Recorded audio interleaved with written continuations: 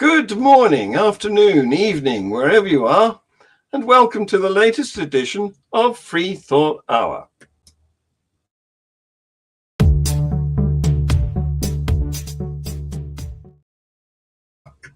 Oh dear, I've forgotten I'm connected again. I think I've sorted. Oh dear. No, I haven't. Why am I doing this? I think I've sorted. Oh dear. No, I haven't. I think I've sorted. Oh dear. No, I haven't. Hang on. I think I've sorted. Where it's coming from? Hang on. Where's it coming from? There. Took a while, but I sorted it. Sorry about that. Oh dear. Do you want me to start again? No. Tercia, come on. Rescue me. Hello, John. Hello, viewers. Hello, everybody. It's freezing cold in Worcester. I know what went wrong, John. We've had 9 weather warnings. We are expecting severe storms, severe rain, severe snow. So I think what just happened there was massive. It's worse than a cold front. It's like it's like a cold snap. It's like not like in the States they had what they call the heat dome. So what we are awaiting is sort of like a series of cold fronts, which so we're about. That's what caused the disturbance. So, a snow dome, maybe. Maybe. I think that him up there has got it in for us. And in my case, it was feedback because I've forgotten I'd left a window open, where with YouTube playing live. And in your case, it's the weather. So we're being punished. Anyway, welcome to Yvonne. How the devil are you? Hi, nice to be here. Yeah, thank you for coming. So you're somebody that I met via the northern branch of Atheism UK. Correct. Where I discovered that you'd recently spoken and been received very well. Oh, thank you. It's good to get good feedback. Yes, so I thought I'll have her for the show. So just for our listeners, my style of preparation is to just wing it. So I normally read the blurb, the ad that John prepares for the show, but that's about it. It's very, very seldom, very rarely that I actually go and read up about our guest, or if they've written a book, I might take the trouble because I normally don't have time to read anything they've said. But I like to just come in with a blank slate. But what I particularly like about what you do is that you are a psychiatrist. Am I right? No, counsellor. A counsellor, but you specialize in religious trauma syndrome. Correct. And that is right up my alley at the moment, because I have just gone through the first round of interviews to volunteer with Recovering from Religion. So I'm undergoing the training to be a volunteer. So what we're talking about tonight, I will add that to my CV as part of my training for to be a volunteer with RFR. So please tell us your story, Yvonne. Oh, fantastic! Yeah. Okay. So I was born in Belfast in Northern Ireland. Not that you can tell from my accent anymore. And I grew up in an evangelical Pentecostal family. My dad was my pastor, and I think that added another layer of pressures, really, probably for him as well. He had more pressure as a pastor for his kids to behave. We moved to England just before I turned 13. My experience of church was not a good experience for me. I struggled a lot with mental health issues, particularly as I got into my late teens and early 20s. I got married at the ripe old age of 19. We'd had premarital sex, which I knew was wrong, and in my the only way to put that right was to get married. Oh. And Hang on. We want to come in here. We don't want to get into the sex. Well, I No, don't know but no. First of all, what sort of an evangelical church were you? Was it part of what's his name? He's dead now, but he was a very famous politician, and his son recently didn't get elected to, what's his name? Billy Graham, or no, Northern Ireland. His mine's just his name's Paisley, Ian Paisley. Ian Paisley. Was it his sort of church? It was a Pentecostal church, so right. So speaking in tongues. Correct. Yeah, speaking in tongues. The Spirit. Yvonne, I need to ask you about that. In Northern Ireland, okay, so that's a Protestant. Ooh. I always get confused. Okay. No, so you stumbled into a sectarian dispute there. All the talk. Yeah. It's actually because weren't you quite unique for having being a Pentecostal congregation in that part of the world? Isn't it either Protestant or Catholic? And of course, Pentecostal is Protestant. Yeah. It's just the Protestant speaking in tongues. So I come from a Reformed history myself. So, right. But in the sect that I grew up in, which was also fundamentalist and evangelical, but we did not have the speaking in tongues. Right. Yeah. So you're one up on me, or am I one up on you? I don't know. Yeah. And I think in being in Northern Ireland did add another layer to the whole experience, because with it being, I grew up in Northern Ireland, the 70s, early 80s, and of course it was the height of all the Troubles. And I do think that people got quite staunch about their beliefs because of the Troubles. Yeah.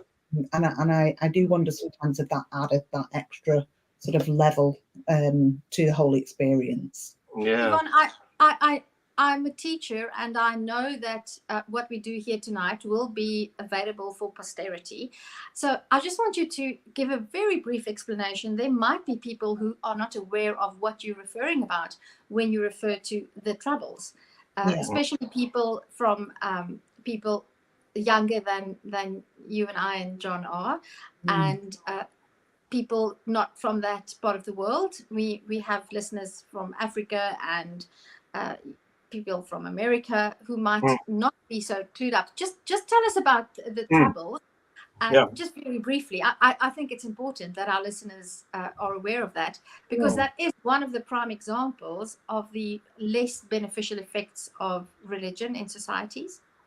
Yeah, I think it's a little bit more complex than that, and but to give a kind of a short overview, we can go way back in history, and England sort of went over to Ireland and took over land, sent people there to settle, and so England at the time was predominantly Protestant and Ireland was Catholic, and that's where we get the clash between Protestants and Catholics. So whilst it looks on the face of it to be a religious thing, it was more to do with England and Ireland.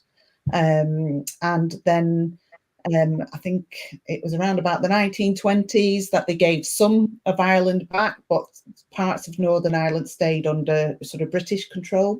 So we have, Ireland's kind of split in two now. We've got the Republic of Ireland, and then Northern Ireland still under British control. And then during the 70s, it all kind of became quite inflammatory. Lots of Catholics, weren't given the same sorts of rights. They couldn't vote in the same ways, and they started to do some peaceful protests that led to violence, retaliation, and it just kind of snowballed from there. So we had quite a period of what are referred to as the Troubles. And I have lots of memories of that. I remember bombings were regular things, you know. In fact, I remember standing in the queue at lunchtime looking out the window, and the house across the road from the school blew up, and all the kids ran to the window. And then the dinner lady saying, it's just a bomb, it's just a bomb, everybody back to your seats. And so that shows you. Yeah, there were real atrocities. But Yvonne, may I compliment you on an excellent potted history? Who could have done that? Who could have? Because, as you say, it's very complicated, but you got it into about 2 minutes. Well done. Yeah, brilliant, absolutely brilliant. I that that's the kind of people we get, John. I mean, they know their stuff. But before you launch full on into your personal story, one of the things about religion that makes it so, with caution, I say dangerous, is the fact that it's often used as an excuse to try and simplify very complex political and socio-political and cultural issues. And then that just adds that layer on top. And before you can actually drill down to the real issues to solve the real problems, you first have to go through this religious blanket that sort of covers it all. And that prevents, or not prevents, but it makes it just adds another layer of difficulty to work through the issues. And just like it happens in societies and in cultures and in conflicts, it happens in our personal lives. And I'd like you to getting married at the age of 19 because you felt that you had to, because I just want to ask you, did you have this thing that the moment you had sex with somebody, in the eyes of God, you were already married to them, and that you were now joined together forever, and that there's a spiritual bond? Was that a teaching in the church that you grew up in? That's definitely how I felt about it, and it was inevitable then that we would get married. So yeah. And unfortunately for me, the man I married was a narcissist, and I experienced emotional abuse, spiritual abuse, financial abuse, and I felt very trapped. I tried to talk to leaders in the church about my situation, and the common response I got was that, you know, God doesn't like divorce, which makes me laugh now because I think he seems okay with abuse, though. Yeah. So yeah, the Bible, you know, there are no grounds for divorce other than adultery. Marriage is about commitment, not love. That was another one that you used to get told. And also, even perhaps I need to be a better wife and a better Christian. Yeah. You can imagine God, can't you, with his scales there. Let me see now. Abuse, divorce. Let me see. Abuse, divorce. Yeah. And he went for the wrong one. Yeah. And adultery was where he drew the line, you know, not abuse, it was adultery. So yes, that's right. But only you know, in certain circumstances it's all right if the man commits adultery, because I know many Christian men who commit adultery, and it's sort of it's worse if a woman does it, you know. And I've heard those kind of stories a lot in my counselling work, where, you know, if two people have an affair, the woman's blamed because she's the stumbling block. You know, she's the one that led him astray. So yeah, I've heard that a lot. I want to ask if it's two things. I always do this. I never come with one question. I always come with two or three.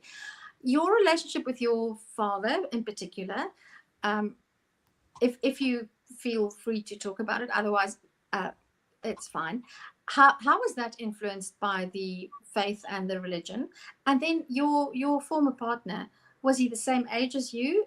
And would you say that he was also in a way prevented from becoming a person who recognizes faults and becomes a better person, paradoxically, by the fact? Was he faithful? Were you both faithful? How did this impact his troubles? Because I'm convinced that even abusers are deep down troubled people, and that's why they abuse others. Okay, so my dad was my pastor, So I held him in very high esteem, and what he said was very important to me. And you know, and I didn't question him. I grew up sort of not questioning. I remember asking questions about, you know, non-believers and you know, what would happen to them, and kind of being, you know, I want to say jumped on, but I don't mean it physically, but you know, that kind of, you know, shut down, maybe is a better way of putting it, like, you know, just worry about your own salvation. And so I'd kind of been in an environment where I didn't feel I could question. So I did kind of follow my dad quite blindly, but I trusted him. And he seemed to know the Bible a whole lot better than me. So he seemed to be a good person to trust. My husband at the time, he was not brought up in the faith. I brought him to the church essentially, and then he kind of became a Christian and became a member of the church. And being the person that he was, he would use my trust in my dad and my, you know, holding my dad in that sort of esteem. He would use that against me. So my husband would kind of report things to my dad and then get my dad on his side in order to make me toe the line. So, for example, I remember on one occasion, he convinced my dad that I was having an affair. And when I sort of made very clear that I wasn't, I was then accused of wanting to have an affair, which was just as bad, because Yes. You know, what happens in your mind for them is as bad as actually doing the act. Yes, the evil thought. Moment. You Mm. have to prove to somebody you're not wanting to have an affair. Mm. So Ridiculous, isn't it? Yeah. So there was real spiritual abuse tied up with that kind of domestic abuse, in that, you know, he would, if he felt like, you know, he was losing control of me, he would then somehow bring my dad in. And my dad's acknowledged that, you know, in recent years, that he realizes that, you know. Is he still with us, your dad? And how's his faith now? Oh, my dad's still a full-blown believer. So yeah, he's still around. And I still see him regularly. I do have a relationship with my family.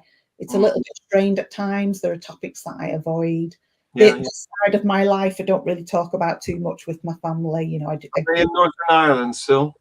Sorry? Are they in Northern Ireland still? No, we moved to England when I was about 13. So my family are over here in England by now. Would you like to get into your presentation, Sure. Yvonne? Because Yvonne, for the benefit of the audience, Yvonne has very kindly made us a presentation. So I will screen that, and you just tell me when to move the slide. Okay.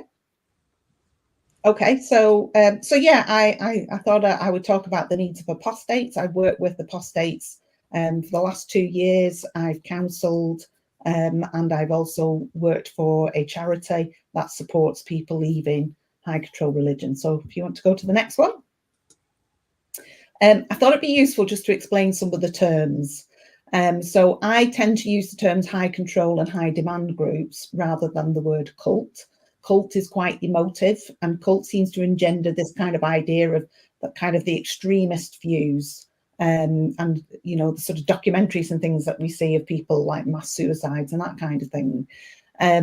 A high control group is a group that exerts high levels of control, and we tend to use the bite model when we look at control. So they control behavior, they control information, they control thoughts, and they control emotions. So telling you what to do, how to behave, limiting your access to information, or discouraging accessing information outside of the group.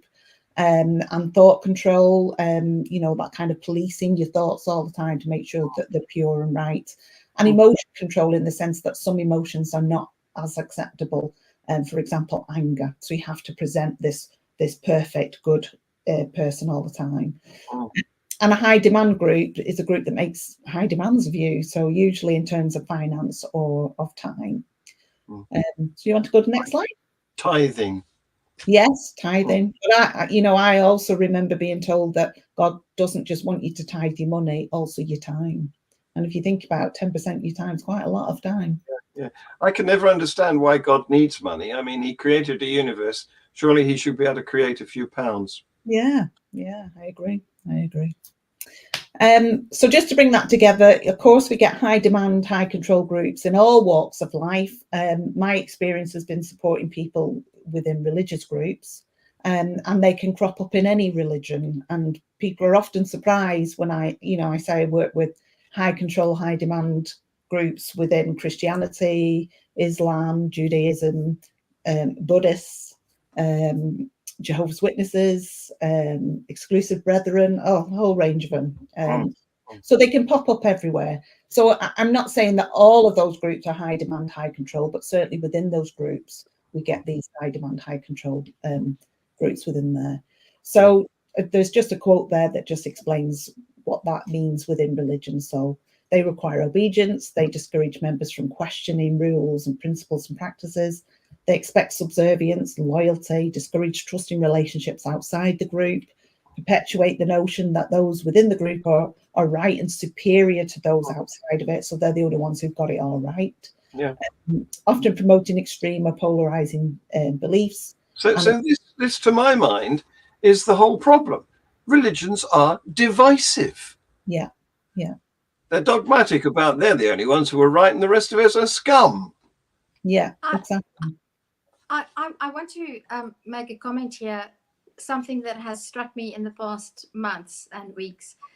So I've been deconverted for about 12 years now, and I never thought of the faith community that I belong to as high control or high demand.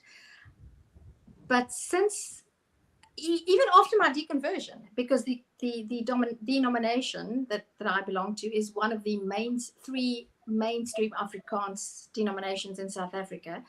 So I never thought of it as a cult. I never thought of it as a sect. But in the past months, so about 2 months ago, I attended a service of this church again, just to listen to the newly refurbished church organ. And sitting in that church again for the first time in 10 years, perhaps, I realized that I was in a high control, high demand group. And I think many people don't realize that while you're in the group, that it is a high control, high demand group. Yeah. And that is something it's just your normal, isn't it? Yes. Yeah. And we think, and when I was in that group, I thought of the Jehovah's Witnesses and the Mormons as sort of these cultish groups. And I never felt trapped when I was in the church. If anybody had shown me this model, I would have said, no, that's other groups. And that's one of the things that I think needs to be pointed out, that that's exactly it. We call that indoctrination. Yeah.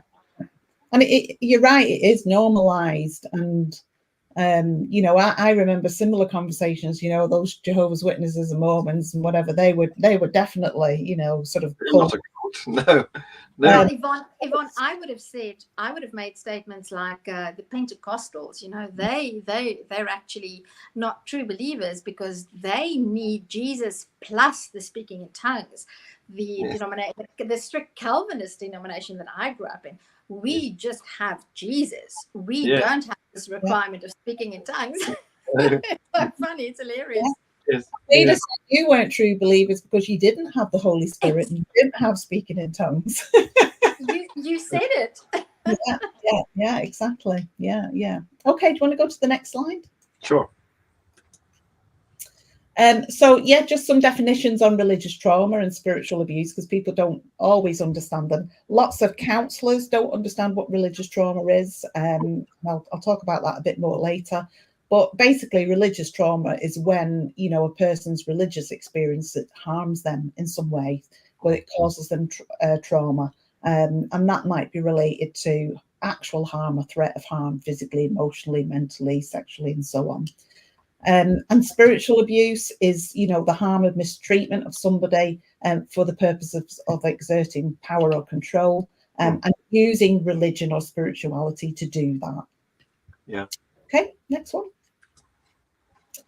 So in my experience then, people with religious trauma syndrome, they've generally experienced a range of abuse within their religious context.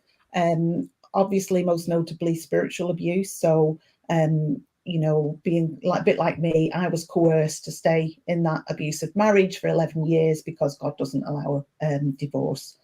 So using kind of the Bible to make me behave in a certain way, that was harmful for me. They may have also experienced physical abuse. Some, not saying everybody does, but some people have experienced physical abuse either within their relationships or with somebody within the church or the religious group. As I've said, domestic violence, abuse, coercive control.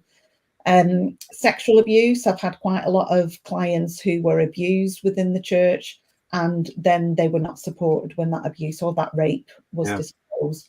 I've even had people where they were sent to second virginity classes after they were raped. And then the rape. Could you repeat that? Second virginity classes? Yeah. So they've been raped by someone in the church. They're sent for a second virginity class. I don't know what that entails. I have no idea. Is that like being born again? Yeah, perhaps. Yeah. And the rapist, you know, just carried on with his position in the church. And also quite often people say to me, you know, they're told things like, well, if God can forgive them, who are you to not forgive?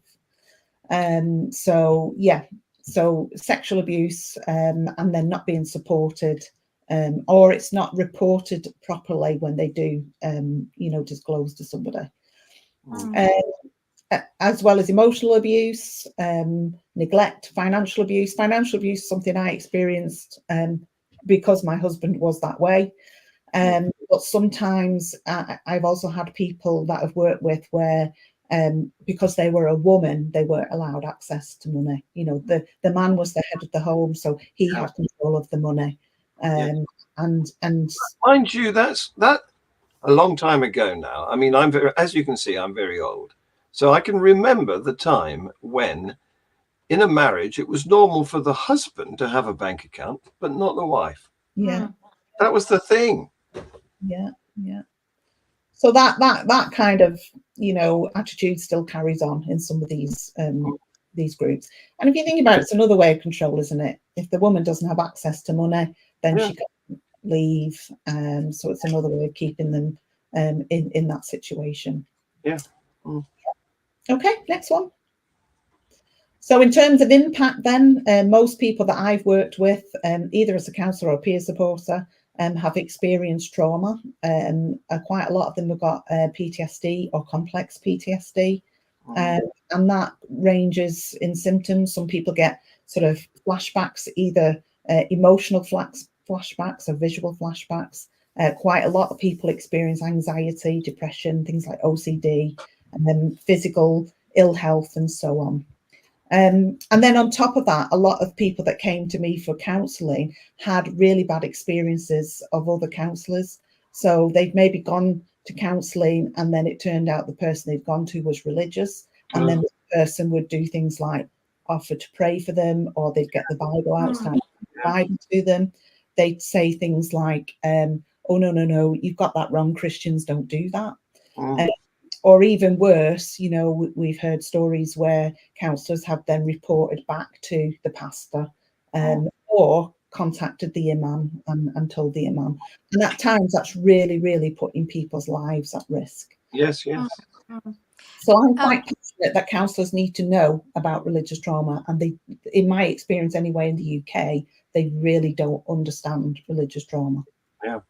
I want to come in here and ask you whether I'm not knowledgeable enough to know whether religious trauma syndrome has been identified in the is it the DSM?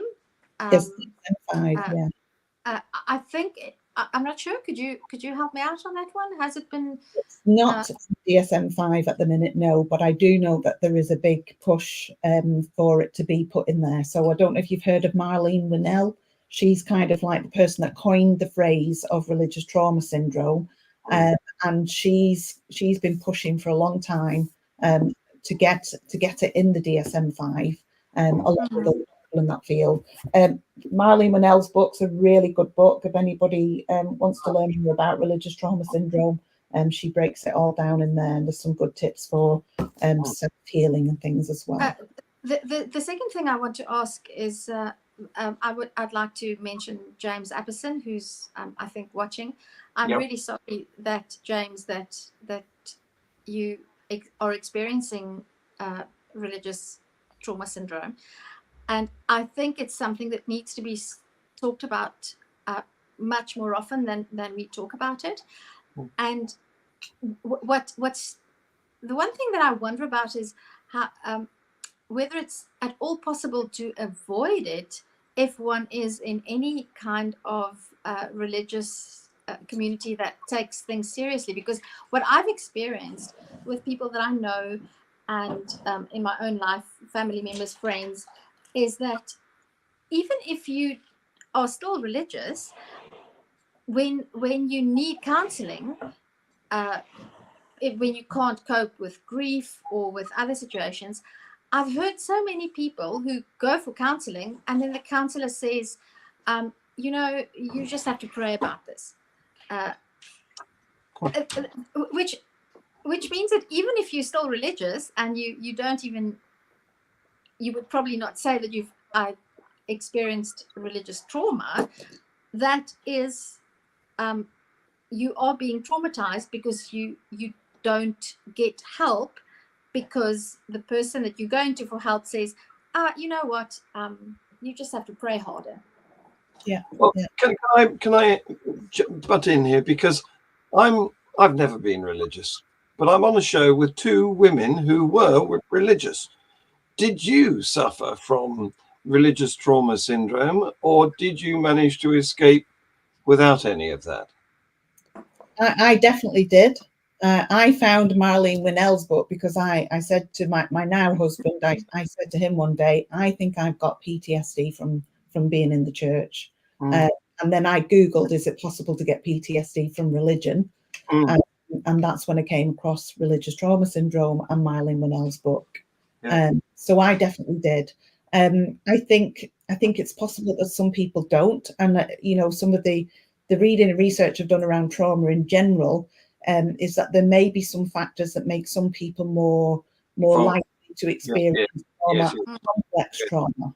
It depends on your own personality, whether you're more vulnerable or not. And your other experiences. And like, for example, if you're from a minority ethnic group and you've experienced discrimination, then the next time that something comes along, it's more likely to cause you trauma because you've already been dealing with that. Or if you've been abused in some other way and then you experience trauma in the church, it's more likely to have an impact on you. I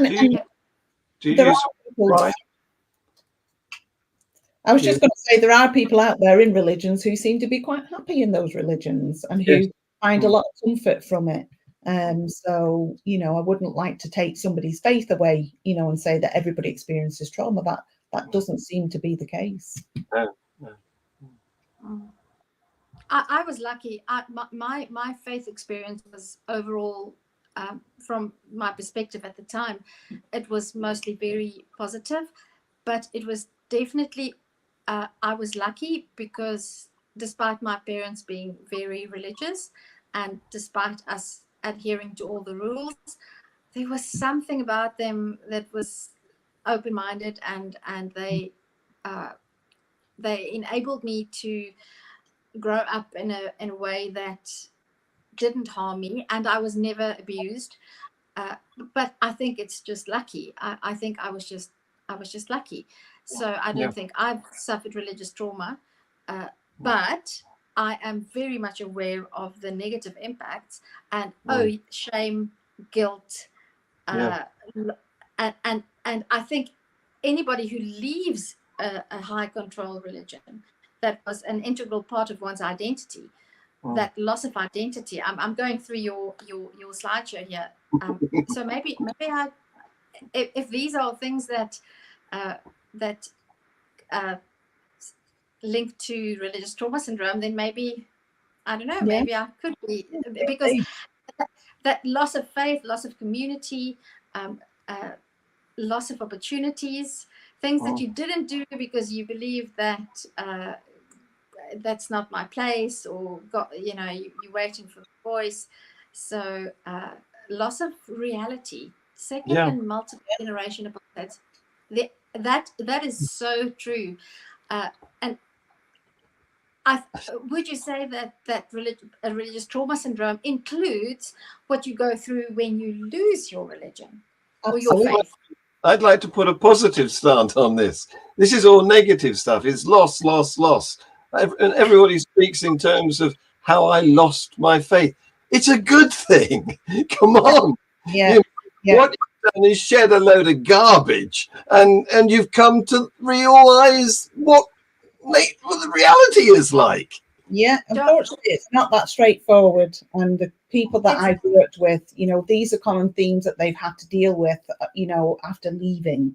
And things like guilt and shame, we all experience guilt on a normal level. But for somebody with religious trauma syndrome, that guilt is like pathological. It's not something, we often, you might say something, you feel guilty for it, you say sorry, your guilt goes away. They can't do that. That guilt is just too deep and too traumatic for them. And paradoxically, they're too attached to the trash to throw it out. Yeah, well, you've been conditioned to think a certain way, probably for all your life, if you're somebody like me who's been born in it.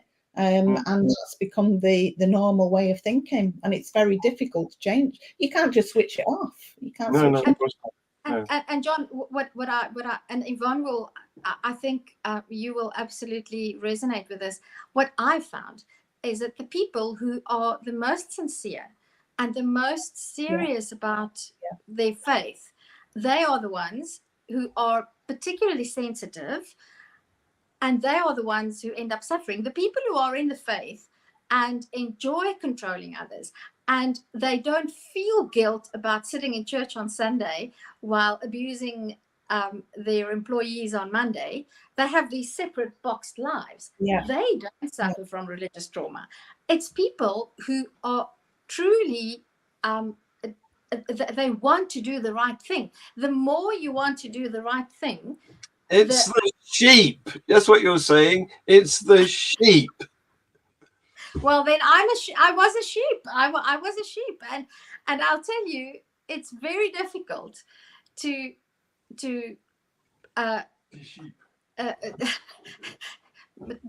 Donnie's, my husband's listening to us, and he's laughing at me because I was the sheep. But I don't like this, just referring to people as sheep, because what we're not acknowledging is the level of coercion.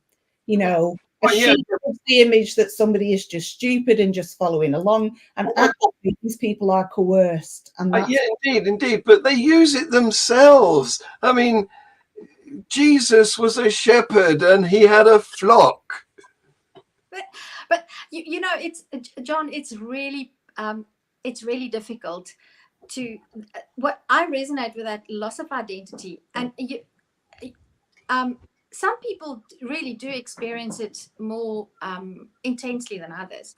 My entire identity was based in the fact that I was in this church. It was an integral part of my identity. And to live that honestly and sincerely for 40 years, and then come to the realization that you are beginning to doubt, it's something that it rocks you to your core. Yes, today I'm very grateful that I've had the support. My husband went on the journey with me. My family went on the journey with me.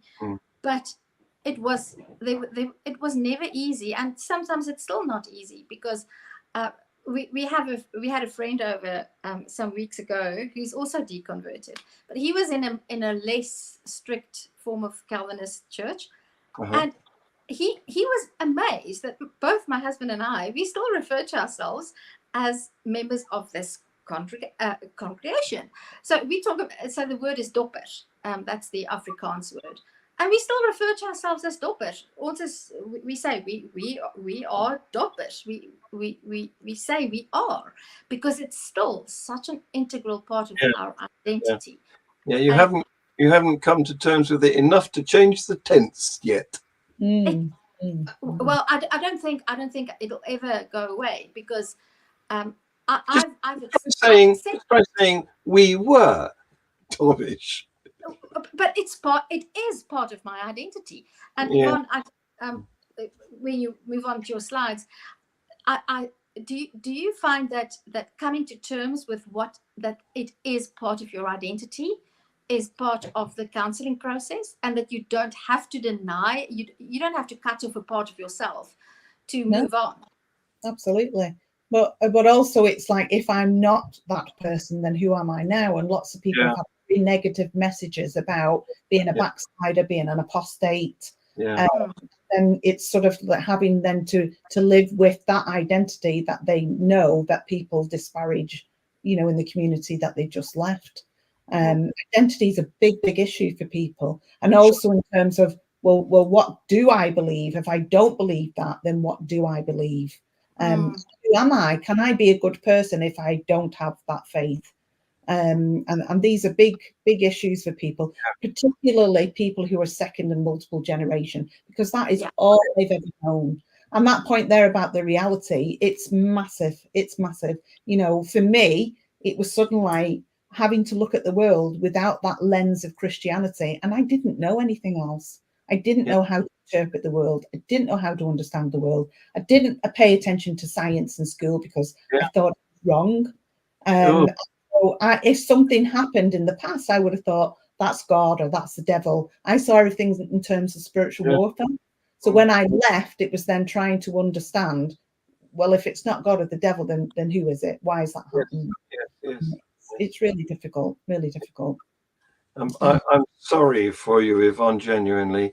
And I'm also a bit embarrassed that I've been such a hard atheist in this show so far.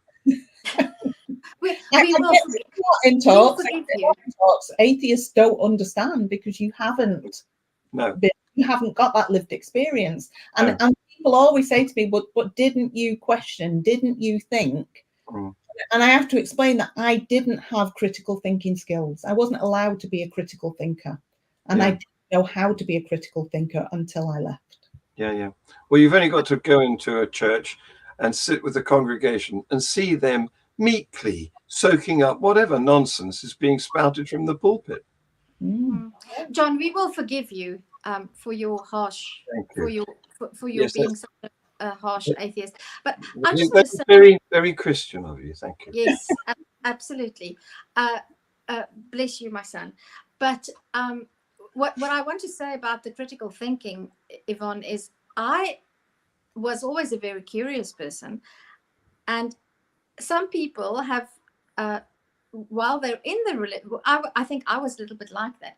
I could think critically about everything else. I mean, I grew up in apartheid South Africa, and I was perfectly comfortable to think critically about what the government was doing, and to be regarded as a liberal. But when it came to religion and belief, there was a wall, there was a boundary that could not be crossed. And there were thoughts, because you see, the indoctrination is so powerful that because you can commit thought crimes, the moment you think, but okay, so if God created everything and nothing can just happen, who created God? I remember having thoughts like that as a 10-year-old. But the moment you think that thought, the moment the words "who created God," the moment that comes up in your mind, you sort of say, "What am I thinking?" I don't think people like you realize the extent of thought control that happens. That's a common manipulation that we get in these groups, and it's like thought policing. And I would do the same. As soon as I had a doubt, I would catch hold of that doubt. No, that's the devil tempting me. So you weren't even allowed to be a critical thinker in here. Yeah, it's so evil to destroy people when they're young to that extent. Yeah. And I'm using religious language here deliberately. I don't believe in evil, but I want to say that because it needs that word. And for me, one of the other big ones was the fear. So fear of hell was the thing that gripped hold of me the longest, and it was the longest for me to let go of. Even when I was quite happy that there was no God, and that I'd left the church, I would still wake up in cold sweats of what if they're right? What if they're right and I'm going to hell? Oh God. And even as a Christian, I would have that fear. I remember waking up in the night, absolutely sobbing my heart out, thinking, well, I know I've got assurance that I'm going to heaven, but what if my children grow up and they're not believers and they go to hell? And it was torture for me. It really was. Criminal. It's criminal.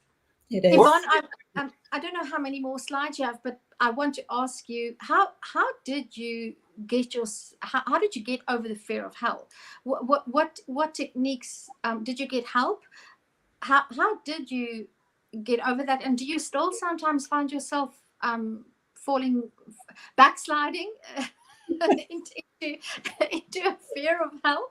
How No, did you deal with it? it's not something that I think about at all now. In terms of how I got over it, there was a very long process for me. One being that I started to study psychology, and psychology helped me to understand a lot. And I was also a big fan of Derren Brown, and Derren Brown puts in real easy, simple terms. His book was brilliant, Tricks of the Mind. He talks a lot about religion in there. And once I understood the processes behind it all, that really helped me to move forward with it. At that time, I didn't get counselling because I didn't know it was a thing, religious trauma, and B, I don't think I would have known where to go to find someone who specialises in that. But now it is a bit easier to access. There are places, and I am counselling myself now. 20 years later, there's still things that crop up for me. Yes. Can I just say that Derren Brown has made some wonderful shows. I think they were on Channel 4, but it's difficult to get into them now. I think they're behind a paywall. Oh, really? That's disappointing. Yeah. Yes, because they were brilliant. Yeah, they really were. Like the Seance and Miracle, those were brilliant. Yes, yes. And he even made somebody go religious by the hell thing, didn't he? Yeah. So let's get back to your slides because time is passing. Yeah. Should we move on to the next one? There we go. So yes, some other common themes that crop up: distrust of self and distrust of others, because you're told that people outside the group, they don't understand, they haven't been saved, and also that distrust of self really crops up a lot with clients.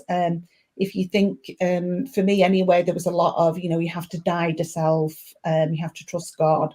And so you kind of, I grew up not trusting myself. I didn't trust my gut. Also, there's a lack of education, particularly for women. A lot of women feel like, what's the point? They're going to get married and have kids. There's lots of gaps in education. Like I said before, I just didn't pay attention in science because I thought it was all nonsense.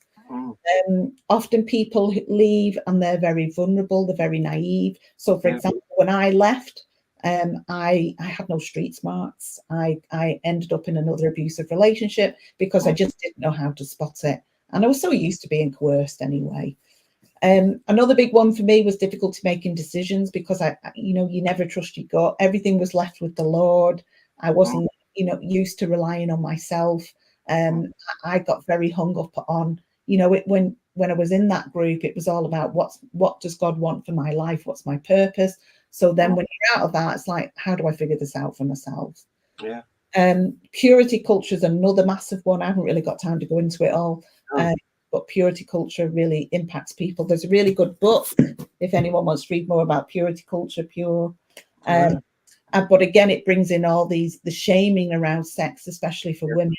And then when they get married, often that shame carries on, even though sex is now legal because they can't get it off. Crazy. And the thought policing we just talked about. Yeah. Mental health issues, often viewed as something that's evil, something that they should rely on God for. I remember somebody wandering in from the street who clearly had mental health issues, and they tried to cast demons out of him. And people are discouraged from taking medication. I remember myself in my 20s because I was stuck in that marriage. I was suicidal. I finally went to the GP. I got antidepressants, and people told me not to take them. You need to rely on God. There was this real stigma. If you have mental health issues, then perhaps you weren't a good enough Christian. The Bible says that it only takes a mustard seed to move a mountain. So if you can't deal with your mental health issues, then how small must your faith be? So that can be really damaging for people as well. Should be criminalized. It really should be, really should be. And then, as we've just been talking about, you know, leaving isn't the end of it. It's just the first step. So, and people often come to me as a counsellor years later because they're struggling to live in a secular world. They don't know how to do that. You know, the whole reality's been flipped on its head. Another common thing that people do is religion hop. So they leave one high control, high demand group. Then they feel aimless. They don't know what to do. They start looking at other religions, and then they start hopping from high control group to high control group. Yeah. And many end up in other abusive relationships, as I've said before. Most have little or no self-esteem. They don't trust themselves. They don't trust other people. And do the next one. New groups can be really frightening. This was another one for me. I would join a group, and then, you know, they start saying, "Oh, you're coming next week," or something like that, and then I would like, "Whoa, getting out of here quick." So I couldn't trust that they were another group trying to radicalise me. I have this joke all the time with the Greater Manchester Humanists. I was actually a member of Humanists UK for about 10 years, and I knew the existence of the Greater Manchester group, but it took me 10 years to pluck up the courage to go. And that's how strong that fear was. Also, people can, you know, they struggle to say no. They're conditioned not to say no. They're conditioned to be servers, to be people pleasers. They can feel a lot of guilt and shame if they don't do that. They can overshare. They've been conditioned to share all. Everything. Yeah. So verbal diarrhea, I have that all the time. So yeah, just some quotes there, just from people who have left. You know, some people that I asked for quotes gave me these. So it's like starting halfway through your life, you know, trying to figure out who you'll be and how, if you'll ever be able to trust people. And the other one, I had to understand the world without God. It was very confusing. I didn't know how to interpret events. If God, it wasn't God or the devil, who was it? What was my purpose? What was my plan? I was very lost for a long time. Well, can I answer those? There isn't a who. You don't have a purpose except one you make yourself. That goes for your plans too. And so don't be lost. You're in control. Yeah. And that can be scary for people as well, because they spent years feeling like God was in control, but suddenly now all the weight and responsibilities on me. So yes, some resources there. I've already shown you 2 of the books. The other book, this one here by Gilly Jenkinson, is a good book. It's more of a workbook, that one. So it depends whether you prefer to just read or work through with exercises. But those 3 books are brilliant books. Lots of websites as well. Faith to Faithless are a really good UK charity. Family Survival Trust don't just work with religious groups, but they work with other high control, high demand groups. Recovering from Religion's on there. Secular Therapy Projects. Especially if you're in the US, Secular Therapy Projects, a good place to go to for secular counsellors. And then social media, Facebook. There's loads of people on there. I love Yvonne's Frame. She's great. And all the X groups on Facebook. So it's worth having a look on there. They could be really supportive. So I think that's it. I think, oh yeah, even music. We even have music. Apostate music. So James and the Shame. Okay, hang on. I need to see that. Where's my glasses? I need to see. Well, you can get your glasses when it's a podcast. It's not going away. This is the internet. Everything is there forever. I forgot about that. Yeah, my cat through my glasses. Really interesting. There's some very famous YouTubers called Rhett and Link. And Rhett and Link are both ex-evangelicals themselves. And they do some programs where they talk about their deconstruction. So you can go and watch that. It's very interesting.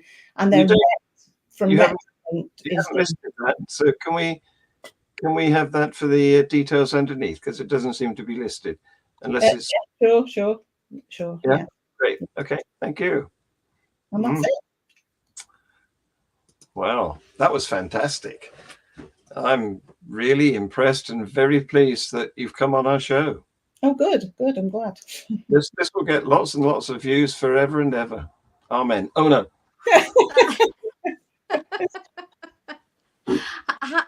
Do you ever find that you miss your faith.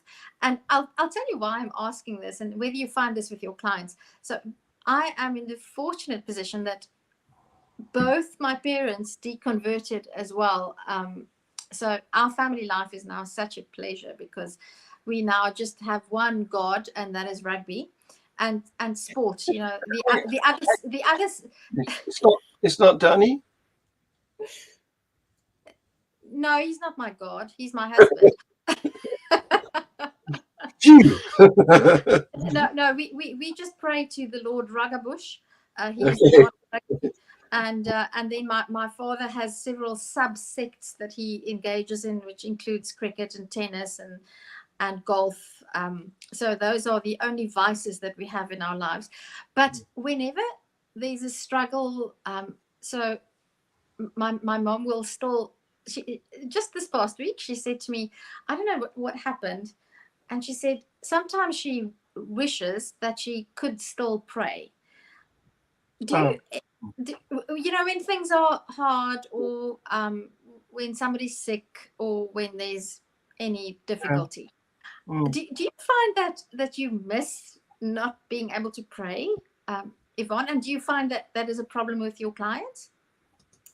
It's not something that I personally miss, because for me, prayer life was quite stressful. I remember, you know, waiting on God, and I did the quiet times every day. I spent time and I waited on God, and I never heard anything. And then it all comes inwards. So it wasn't a positive experience for me. But I have had clients where it was, and one client, you know, stands out in mind in particular, where she really missed that. She had a prayer partner.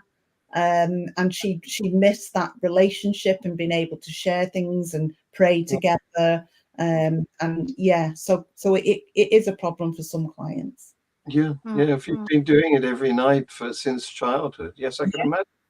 But you could always substitute it with a few spells. Yeah. I do know people who left the church and then went into Wiccan. Yeah. Well, I just imbibe in the fruit of the vine. That is what I do these days. Bacchus. Oh, Bacchus. Yeah.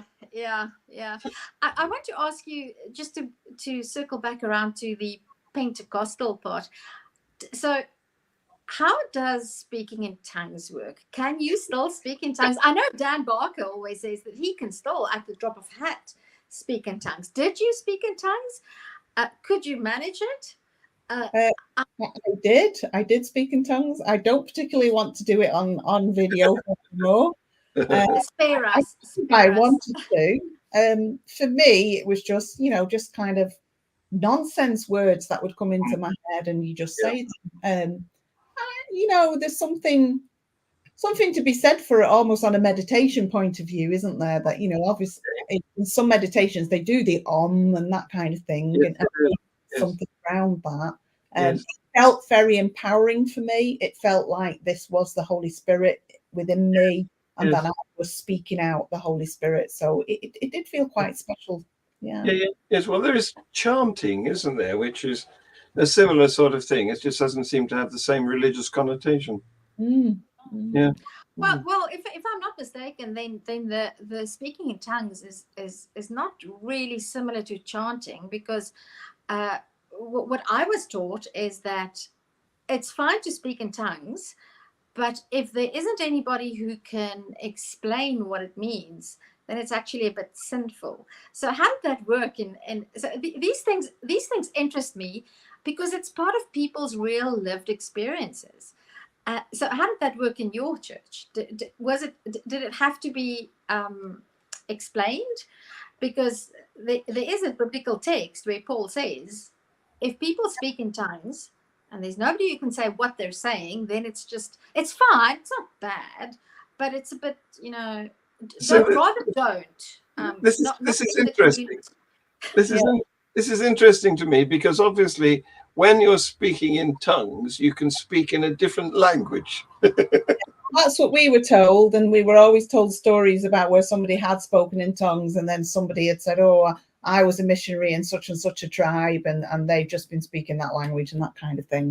And yes, if somebody stood up in church and spoke in tongues, then we would wait for the interpretation and somebody would interpret that.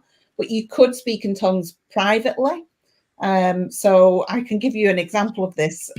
When I started teaching, I was actually, quite nervous about teaching my first class for the first sort of 6 months or so. And I would, in the toilets before my classes, I would stand there and I would speak in tongues quietly to myself as a way of empowering myself. Right. Okay. Yeah. That's a type of chanting, I suppose. It's Yeah. mental preparation. So That's right. I can do this. Yes. Pre-match preparation. Well, ladies, the time is up, I'm afraid. Oh my goodness. Yes. Yes, doesn't it? I still wanted to ask you about with speaking in tongues, because I'm keen to know.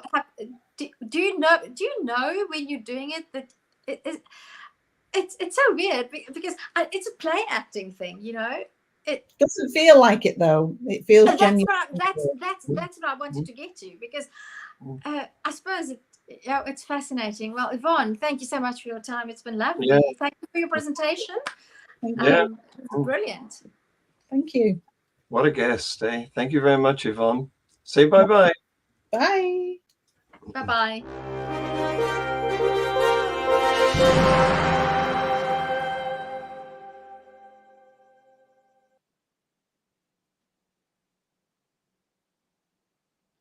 Dit was heel mooi, want John speelt nie die outro nie.